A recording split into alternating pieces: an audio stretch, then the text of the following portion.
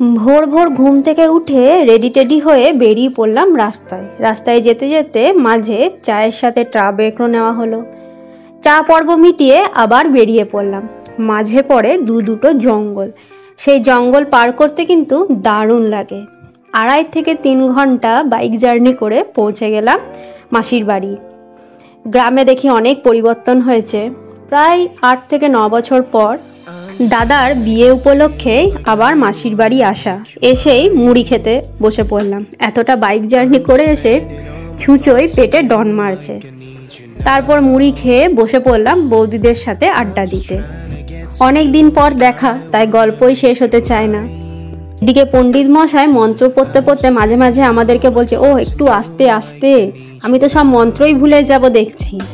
যাই হোক, বিয়ে বাড়ির আসল মজা নেয় এই বাচ্চারা। এরা কিন্তু নিজেদের মধ্যে একদম ঠিক।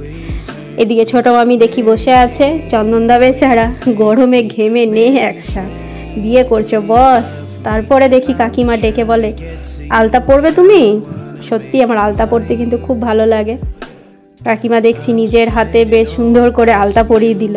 পাগুলো তো এতক্ষণ ধরে বাইকে ঝুলিয়ে আস্তে আস্তে একবারে ব্যাং ফোলা হয়ে গেছে।